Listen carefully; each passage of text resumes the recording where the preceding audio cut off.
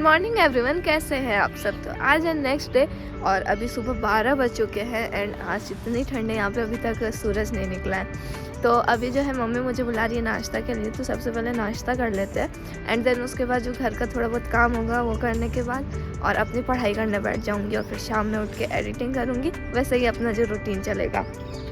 आज मैं एक बात सोच रही थी सुबह उठते कि यार नीट के टाइम पे मुझे क्या मोटिवेशन मिलता था कि मैं सुबह 8 बजे उठ जाती थी। और ठंडी तो यही पड़ रही है एक्चुअली, क्या नागपुर रहने की वजह से ना ठंडी में रहने की आदत बिल्कुल ख़त्म हो गई और अब बहुत ज़्यादा ठंडी लग रही है यहाँ। तो वही लग रहा है कि नीट में मैं कैसे 8 बजे उठ जाती थी यार सुबह। नेक्स्ट लेवल मोटिवेशन होता है। वैसे ही कुछ मोटिवेशन आप लोग भी अपने अंदर रखिए और अभी कुछ करिए ताकि आपको जब आप बाद में जाए ना तो आप लोग को बहुत अच्छा लगेगा। जैसे कि मुझे अब लगता है कि हाँ यार मैंने कुछ तो किया है, मैंने मेहनत तो की है। तो बस अभी चलते हैं, नाश्ता कर लेते हैं एंड देन उसके बाद फिर आपसे मिलते हैं। एंड इट्स डन, हो गया।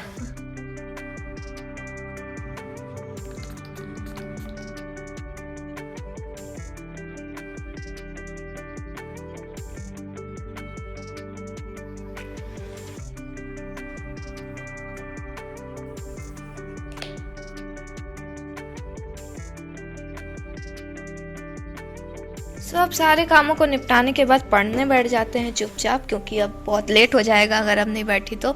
एंड अभी बज चुके हैं, कितने बज रहे हैं, 1:30 बज गए हैं और मेरा सारा काम जो कंप्लीट हो चुका है, अपना सब कुछ कर लिया मैंने, नहाना धोना।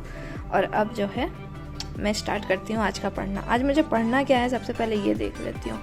तो आज मुझे पढ़ना है, कल का जो मेरा पूरा वो था ना वो मैंने पूरा कंप्लीट कर लिया था।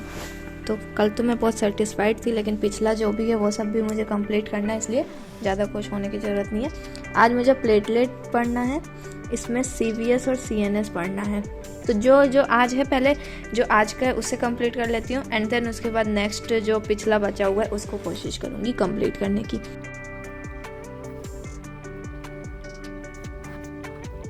तो ब्रेकअप में लेती हूँ थोड़ा सा और मुझे कुछ अपलोडिंग भी करना है तो वो कर लेते हैं पहले।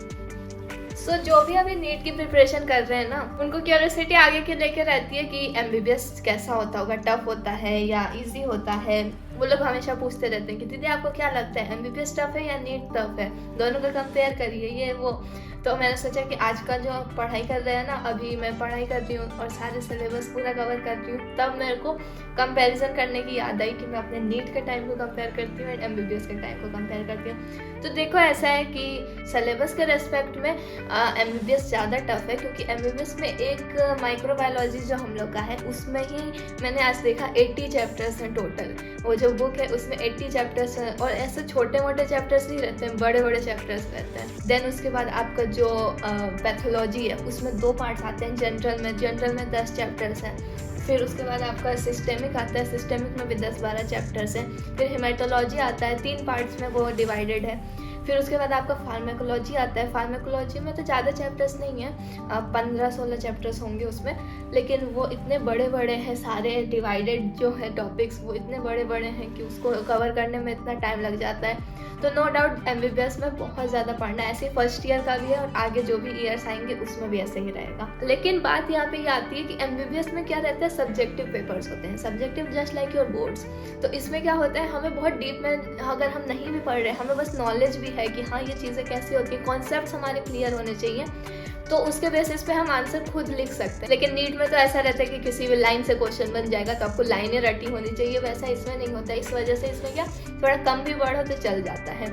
अगर ओवरऑल बताऊं कि कौन ज़्यादा टफ है, तो नीट ऑब्वियसली ज़्यादा हार्ड है, क्योंकि उसमें क्या एक प्रेशर रहता है आपके ऊपर, टाइम बाउंडेड वो रहता है कि इतने टाइम में ही करना है। फिर उसके बाद इतना प्रेशर रहता है, क्वेश्चंस इतने ज़्यादा रहते हैं, एक्यूरेसी आपकी होनी चाहिए, नेगेटिव मार्किंग रहती है और उस टाइम पे वो सिलेबस नहीं संभल पाते हैं उस एज में। और नीट कॉम्पिटिटिव एग्जाम है, MBBS is not a competitive exam, it's just your degree course. तो इसलिए ऑब्वियसली उतना प्रेशर इसमें नहीं रहता है हमारे ऊपर, तो इसलिए सब आराम से हो जाता है। और मैंने अपनी जो पढ़ाई कर ली है वो चलते हैं और पढ़ने के बाद अपना काम कर लेती हूँ। अब मैं 9:40 हो गया। मम्मी खाना खाना खाना खाना खाना, इतनी ठंडी है। क्या तो अब खाना खा के एंड देन उसके बाद पढ़ाई का देखेंगे। तब से तो रील एडिट कर रही थी और वीडियोस एडिट करने में ही टाइम निकल गया मेरा पूरा। सो अभी खाना खाने के बाद 12 बज चुके हैं, क्योंकि फिर से मैं एडिटिंग करने के लिए बैठ गई थी 11 बजे से। पहले तो फैमिली के साथ थोड़ा सा बैठी एंड देन उसके बाद एडिटिंग करने के लिए रील जो है मैं अपनी एक एडिट कर रही थी। और रील एडिट करने में बहुत ही टाइम लगता है और थोड़ा कॉम्प्लिकेटेड भी था, तो इस वजह से अब जो है फाइनली मेरी रील एडिट हो गई है। तो मैंने सोचा कि क्यों ना मैं 2 घंटे के अप्रॉक्सीमेटली पढ़ लेती हूँ। कोशिश करूँगी कि 2 घंटे, लेकिन अगर मुझे नींद आ गई, क्योंकि टेबल पे तो पढ़ा नहीं जा रहा है, बेड पे ही बैठ के पढ़ना पड़ रहा है और बेड पे नींद आ जाती है। लेकिन कोशिश पूरी करूँगी कि मैं 2 घंटे तक पढ़ लूँ अप्रॉक्सीमेटली।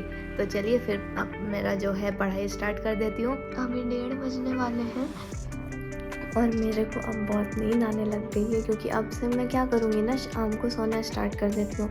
1 घंटे का भी अगर शाम को रेस्ट ले लूँगी ना, तो उससे क्या रात में ज़्यादा मैं जग पाऊँगी।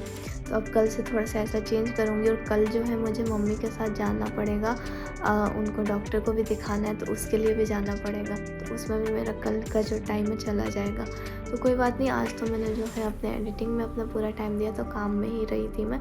एंड मैंने अपने जो 2 सब्जेक्ट्स का था वो कंप्लीट कर लिया, 1 सब्जेक्ट बच गया है, तो वो आगे जो है मैं कर लूँगी। तो आज का डे जो है मैं यहाँ पे कंप्लीट करती हूँ। और अपने स्टॉप वॉच भी जो मेरा चालू है उसे मैं स्टॉप कर देती हूँ 1 आवर 50 मिनट्स। एंड अब आपसे मिलते हैं नेक्स्ट ब्लॉग में। अगर आप लोग को वीडियो अच्छा लगा तो इसे लाइक कीजिए, शेयर कीजिए, इस चैनल को सब्सक्राइब कीजिए। Thank you so much.